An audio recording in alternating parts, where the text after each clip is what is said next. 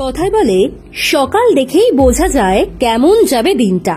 তাই যদি হয় তাহলে বলতে হবে ইচ্ছে পূরণের ঠিক এক ধাপ আগে দাঁড়িয়ে আছে বাংলা। বুধবার থেকেই তামিলনাড়ুর মাদুরাইতে শুরু হয়েছে সিপিআইএম এর পার্টি কংগ্রেস। প্রথম দিনই বেশ চমক দেওয়া খবর।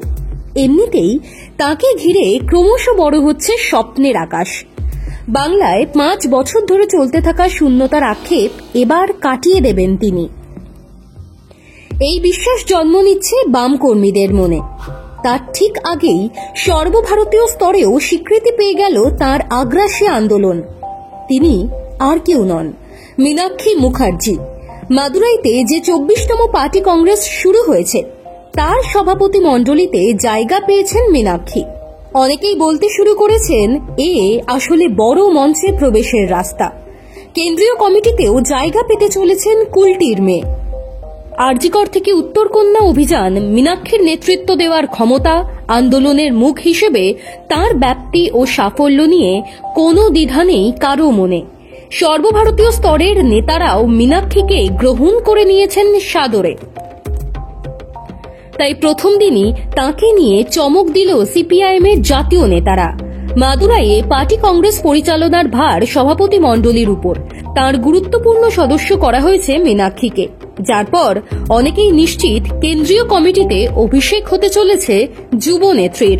সিপিআইএমে অনেকেরই ধারণা পার্টি কংগ্রেসের পরিচালনার দায়িত্বে থাকা সভাপতি মণ্ডলী গুরুত্বপূর্ণ ভূমিকা পালন করে।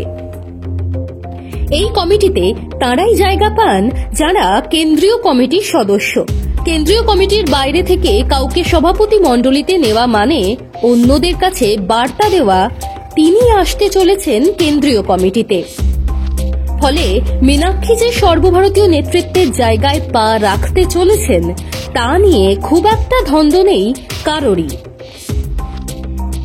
মাদুরাই যেন এক সমাপতনের কেন্দ্রস্থল হয়ে দাঁড়াচ্ছে। মীনাক্ষী মন্দিরের জন্য বিখ্যাত মাদুরাই, সেখানেই বঙ্গ সিপিআইএম এর মুখ মীনাক্ষীও যেন সর্বভারতীয় বাম রাজনীতির কেন্দ্র হয়ে দাঁড়িয়েছেন। কেন মীনাক্ষী আলোচনায়? তার একটা গুরুতর কারণও রয়েছে। সিপিআইএম এর পলিট ব্যুরোর কোঅর্ডিনেটর প্রকাশ কারাট যে খসড়া প্রতিবেদন প্রকাশ করেছেন তাতে তরুণ প্রজন্মকে তুলে আনার ব্যাপারে জোর দেওয়া হয়েছে। একই সঙ্গে যেসব রাজ্যে সিপিআইএম এর সংগঠন রয়েছে তাতে মহিলাদের অন্তর্ভুক্তি নিয়েও রয়েছে উদ্বেগ। মহিলা ও যুবনেত্রী হিসেবে মীনাক্ষী দুটোরই মেলবন্ধন ঘটাতে পারেন। সেই কারণেই যে মীনাক্ষীকে নিয়ে আগ্রহ তৈরি হয়েছে সর্বভারতীয় নেতৃত্বের, তা নিয়ে সন্দেহ নেই। বাংলায় এই মুহূর্তে বাম আন্দোলন মীনাক্ষী কেন্দ্রিক।